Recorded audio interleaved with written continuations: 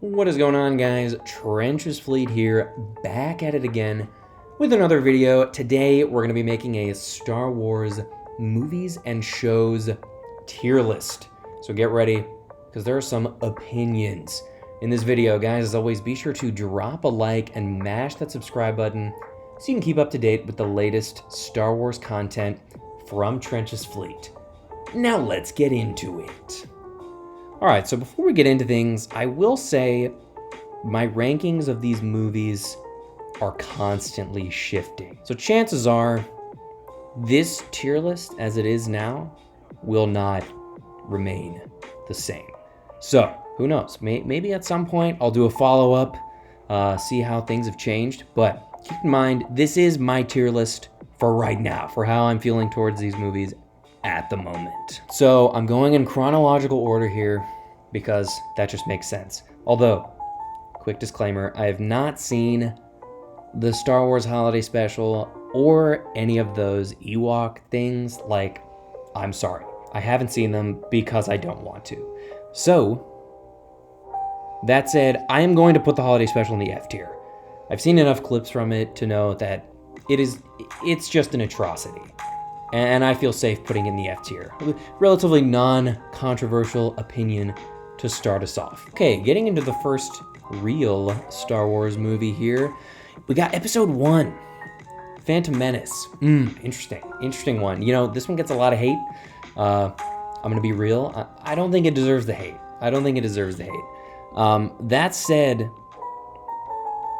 I feel safe putting this one in the C tier. I think I'm going to put this one in the C tier. It's got a lot of cool stuff, right? I mean, this one has Darth Maul. This one has Qui-Gon Jinn. You know, we got the pod race. We got the classic lightsaber fight at the end. There's a lot of really cool stuff. We get to see Palpatine sort of pulling the strings, you know, from behind the scenes. But I mean, the plot is a bit convoluted. The opening crawl for this movie is the taxation of trade routes is under threat, or, you know, something along those lines.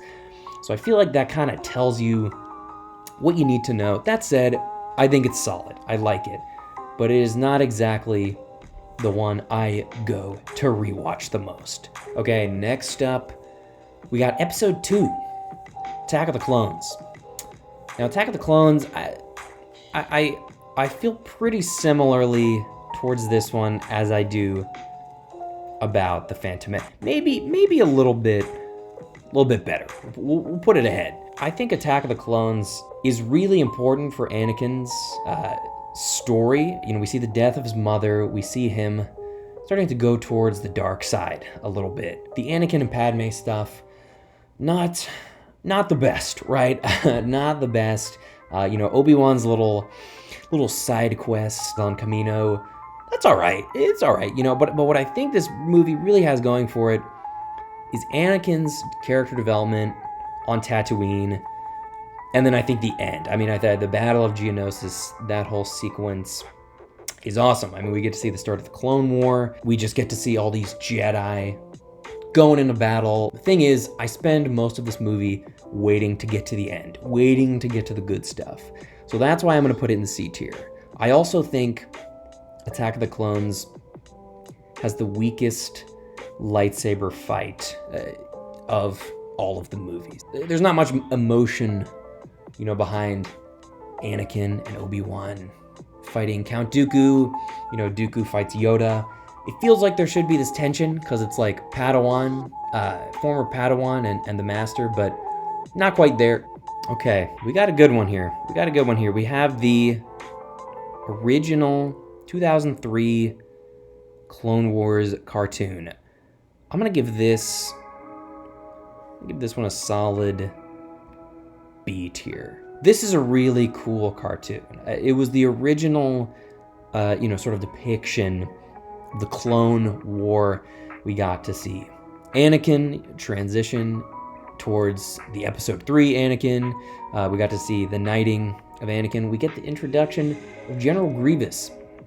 I do think this show has the best depiction of General Grievous. I mean, he's just terrifying. He's, you know, cutting down Jedi. He's this ruthless leader. So I think that's really great.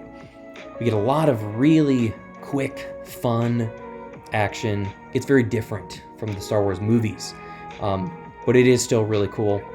So I'm going to put it in the B tier. Okay, there's a very important distinction to be made here. We have the Clone Wars 2008 movie, not the show. This movie, this is not a movie. I'm putting it in the D tier because what this really is, this is 4 episodes of the Clone Wars strung together, and it's being called a movie. It's not. If you look at it as 4 episodes, then it's good. It's cool, right? Like we're introduced to Ahsoka. It is kind of strange, right? Because I mean, the conflict of this movie is about rescuing Jabba's son, right? Like this doesn't feel like the plot of a movie. So I'm gonna put it in the D tier, not because it's bad, but it's a bad movie, right? But it wasn't meant to be a movie. Okay, here we go. Ready? S tier. First S tier. Don't even have to think about it. Clone Wars, the show. This is easily an S tier. Easily an S tier. And it's one of those shows that, you know, it started off, I like the first couple seasons. I do.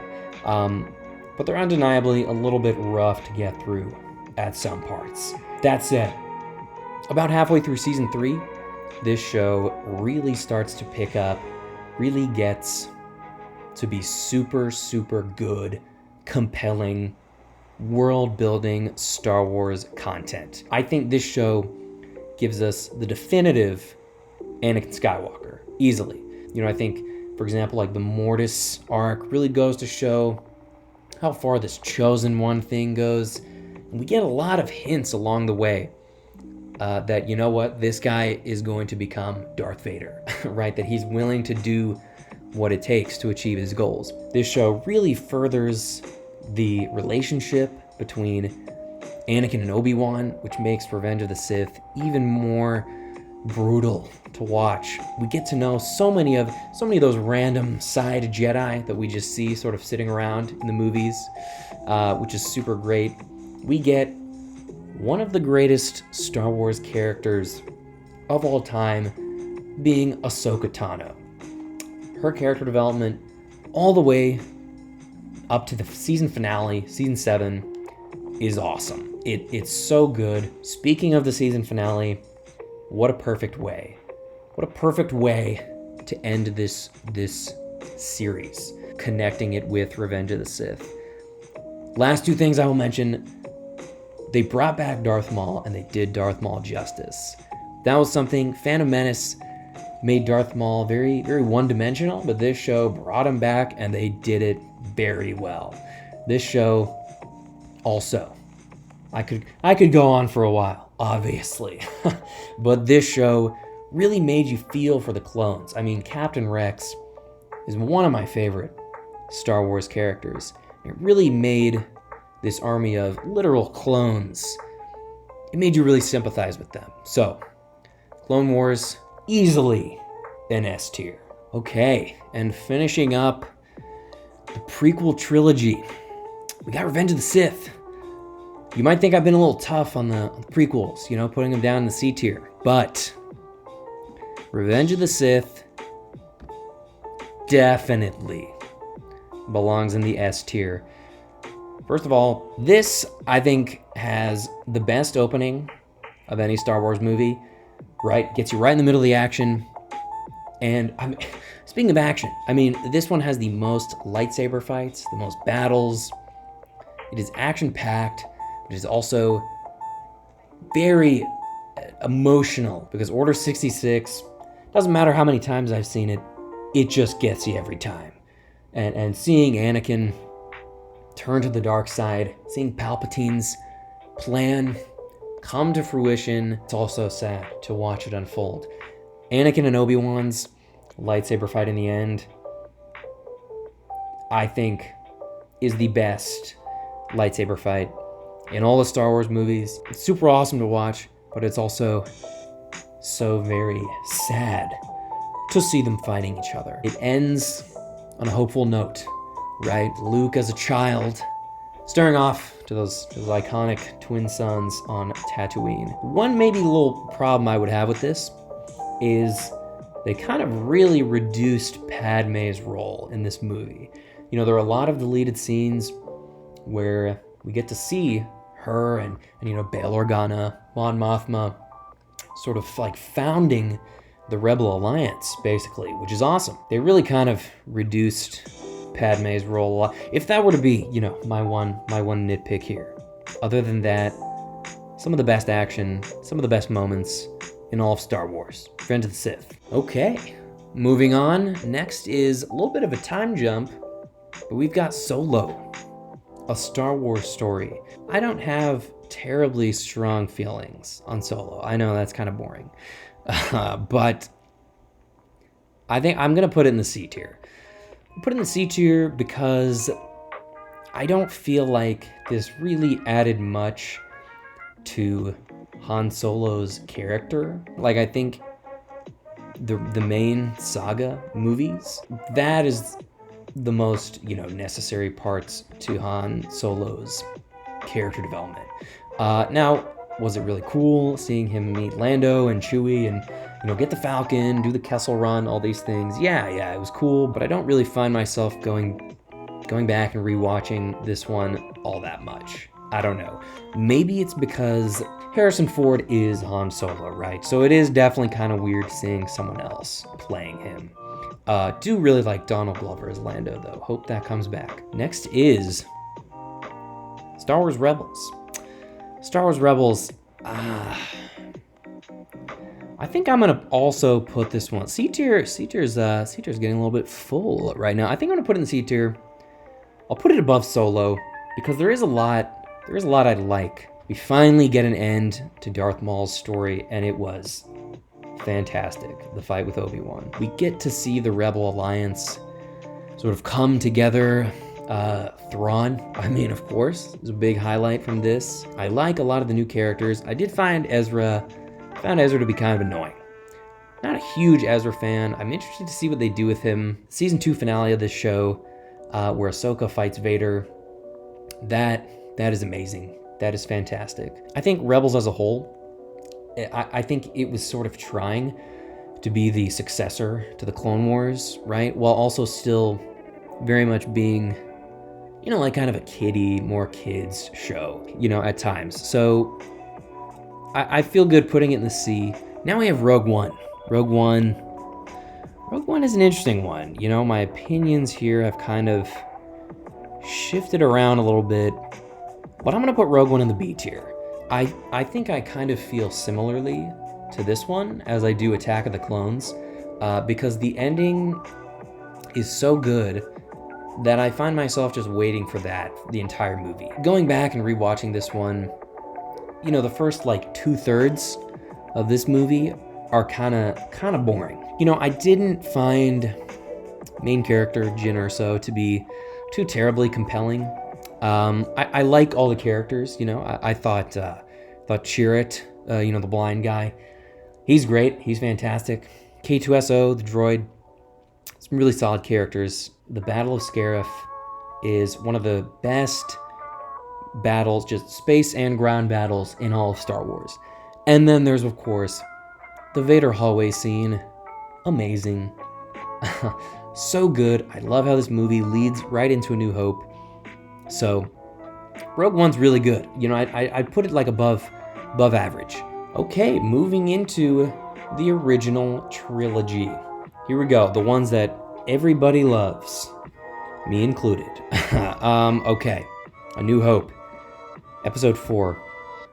I'm gonna put this one in the A tier. This one's definitely an A tier.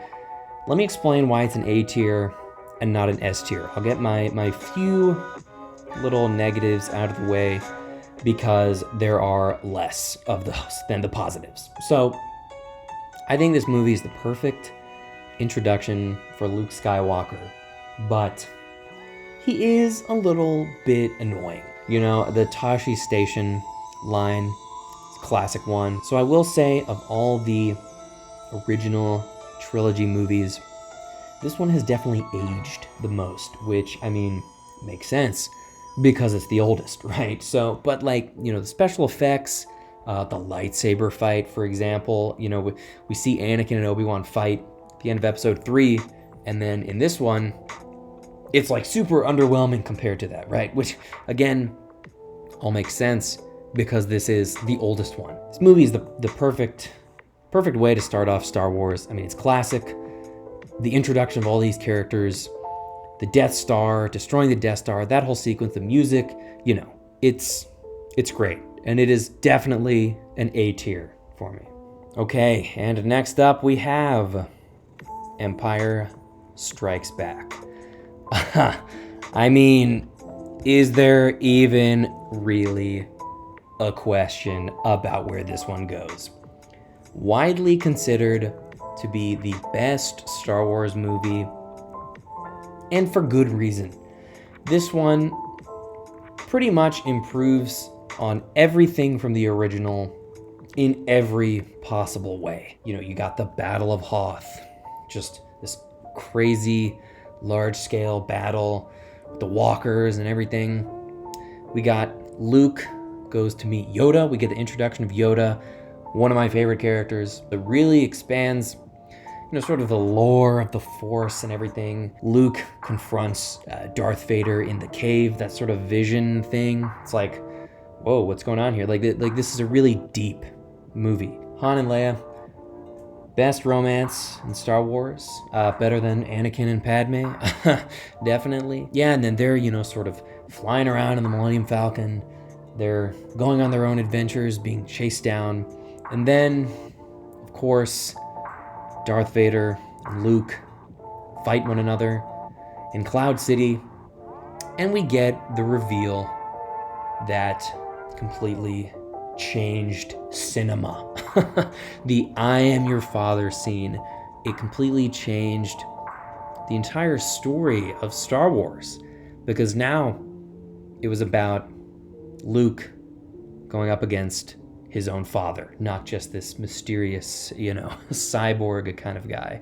This is also the first time in the original trilogy that we see the Emperor, our main villain, which is crazy because it's like, whoa, there's someone even like above Darth Vader. I mean, we get Imperial March from this movie, right? Like, Empire Strikes Back, gotta be the most enjoyable Star Wars movie, hands down. Very top of the S tier. And lastly, in the original trilogy is Return of the Jedi. Now, this one was always my favorite one growing up. I loved seeing Luke with the green lightsaber. Loved how it all just concluded. But now, yeah, it's still in the S tier. Luke, he's not that annoying farm boy we once knew him to be. He's got this new getup. He's got the new green lightsaber. He's super cool. And, this is just the perfect conclusion for the original trilogy and for Anakin's story. My favorite scene in all of Star Wars comes from this movie, and it's where Anakin, or Darth Vader, turns back to the light side, right? Turns against Palpatine to save his own son. I think that is just the greatest scene in all of Star Wars right there, redeeming the bad guy, right? The bad guy who had done so many bad things, right? I mean, I'm talking about the younglings, right? You know what I'm saying? So it's just, it's fantastic how they brought it all together. The Luke and Leia dynamic is great. Battle of Endor. A lot of people find the Ewoks like super annoying. I don't really, I like them, you know what I mean? I don't know. I will say it's funny how Palpatine's like, oh, I've sent, a legion of my best troops, and then they all get defeated by Ewoks. I love the space battle in this, it's a trap, all that classic stuff. Everything with Luke, Vader, and Palpatine is just straight up some of the best stuff in all of Star Wars. All right, and that is going to conclude part 1 for the Star Wars tier list video. Guys, let me know your rankings of the Star Wars movies and shows down in the comments below. Let me know what you think of mine so far, and keep on the lookout for part 2. Should be coming very, very soon. Be sure to drop a like and execute Order 66 on that subscribe button. Guys, this has been Trench's Fleet, and I'll catch you in the next video.